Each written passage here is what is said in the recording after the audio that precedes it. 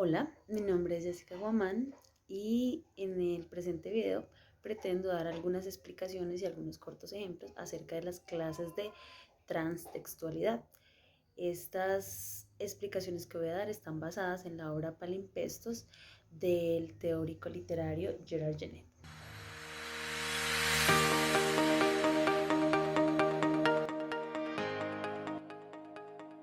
Iniciaré con la intratextualidad.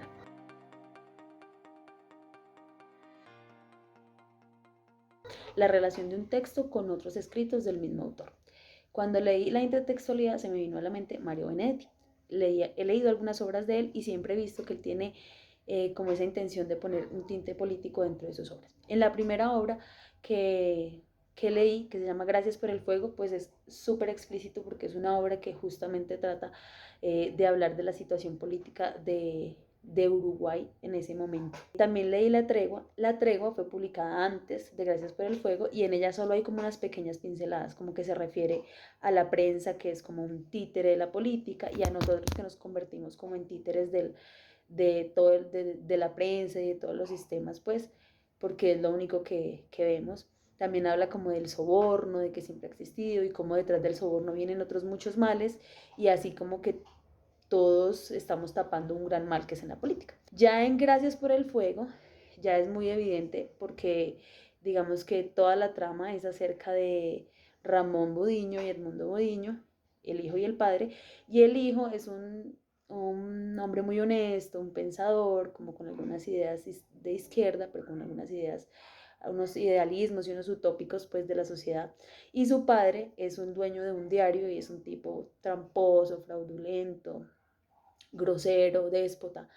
Y como que todo el tiempo, toda la trama es que Ramón se siente miserable de tener ese papá y quisiera matarlo, quisiera acabar con él, pero pues su posición de hijo no lo deja.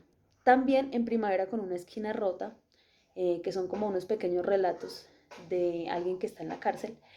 Incluso hay como algunos relatos autobiográficos de Benedetti del tiempo que él estuvo exiliado. Él fue exiliado también por un tema político de su país y estuvo como en Francia, estuvo en Cuba.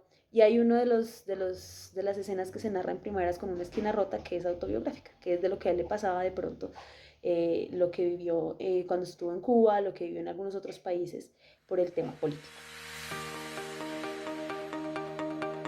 Bueno, seguimos con la extratextualidad, la relación que hay entre un texto determinado de un autor y otro texto o textos de autores diferentes, donde se ve como cierta influencia o reminiscencia de características de este texto.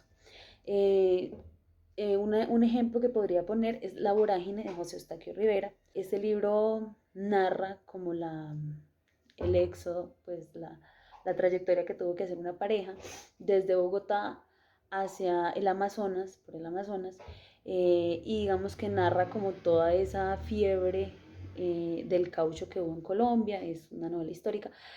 Y se me vino a la mente también, lo mencioné en la clase pasada, El secreto de la casa del río, que es de Sarah Lark. Ella es una escritora alemana, sin embargo, pues tiene una novela que trata más o menos de lo mismo. También hay algunos jóvenes de Dalmacia que van hacia Nueva Zelanda y en Nueva Zelanda hay una época que es muy fuerte la extracción de una goma, como una resina de madera de caurí. Y también hay muchas, digamos, escenas respecto a esa falta, eh, a esas condiciones humanitarias degradantes que habían en esos campamentos de las extracciones, en la explotación, en los malos pagos. Hay muchas, digamos que guardan mucha relación los dos escritos. Además también en cuanto al tema de la influencia, por ejemplo, José Eustaquio Rivera puede haber tenido un poquito de influencia de textos como Infierno Verde, que escribió Alberto Rangel, que también habla un poco de esa extracción de caucho, pero pues en el área de Brasil también se describen muchos paisajes como el Amazonas y todo eso. Entonces esos tres textos como que guardan esa relación extratextual.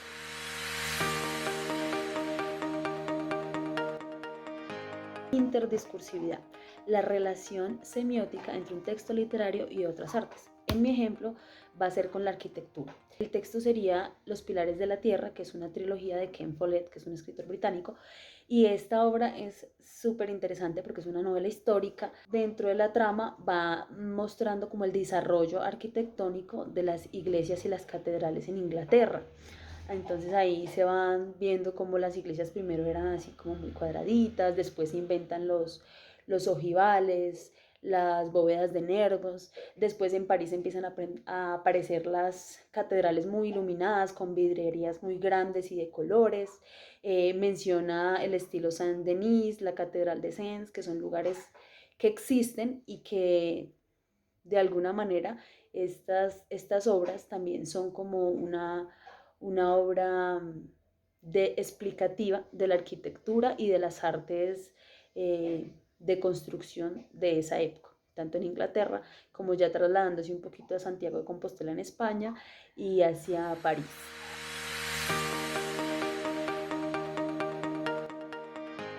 Ok, continuamos con paratextualidad, relación de un texto con otros textos de superioridad textual. Voy a seguir hablando de la obra de Ken Follett porque hay otro libro que me leí muy interesante que se llama Las tinieblas y el alba. Las tinieblas y el alba está ambientada en Inglaterra, más o menos en el año empieza en el año 996. Es justo la época o el paso del final de la Edad Oscura de Inglaterra, donde era atacada por galeses y por vikingos. Entonces el final de esa Edad Oscura y como el comienzo de una era un poco más tranquila, donde no hubo tanta muerte y tanta masacre a manos de los vikingos. Así que el título es perfectamente descriptivo para el contenido de la obra, Las tinieblas y el alba. Además la carátula tiene como un barquito así que se ve en una carátula negra, aparece como un barquito vikingo. Así que pues estos paratextos son súper determinantes de la obra.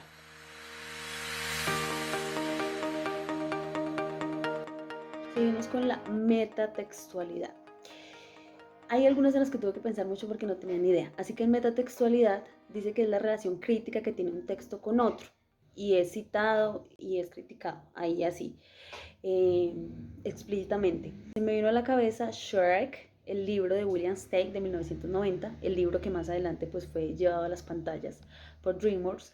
Pero en su principio pues el libro es la historia de un ogro. Y bueno, todo lo que conocemos de la historia de Shrek es como una sátira, una crítica como a los estándares de belleza, a los estándares de poder, a varios estándares que siempre están presentes en los cuentos infantiles. Entonces, digamos que el texto de Steig es como una crítica a las obras clásicas infantiles de autores como Charles Perrault o Jacob y Wilden Green, ¿cierto? Que siempre tenían a la típica princesa, la belleza. Entonces esta es como una parodia y una crítica más o menos a ese tipo de estilo literario infantil.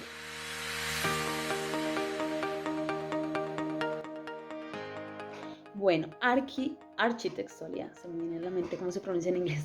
Architextualidad, relación que emparenta textos según sus características comunes en géneros literarios, subgéneros y tipos de textos. Para este ejemplo traigo la canción Gracias a la vida de la escritora chilena, de la gran escritora chilena Violeta Parra, y tiene una letra muy linda y esta estaría enmarcada dentro del género lírico, el subgénero poemas mayores y el tipo de texto sería la canción.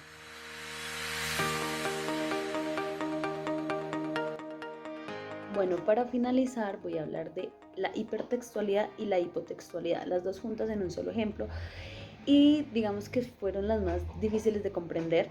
De hecho, espero que el ejemplo sí coincida con la definición de este tipo de textualidad. La hipertextualidad es toda relación que tiene un texto B a un texto anterior A, que sería el hipotexto, en el que se inserta de una manera que no es comentario.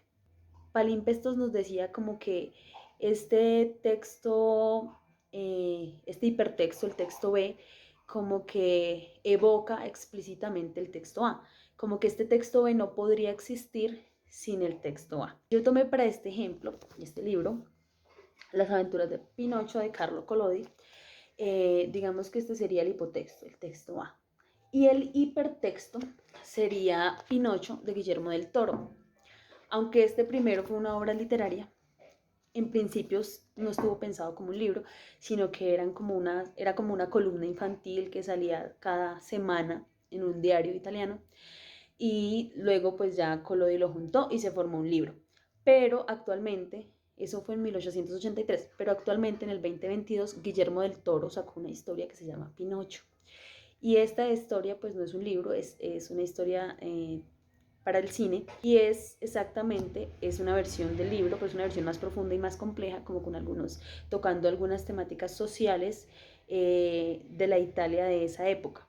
Entonces digamos que la historia tiene un contenido histórico y como muy humano y muy profundo.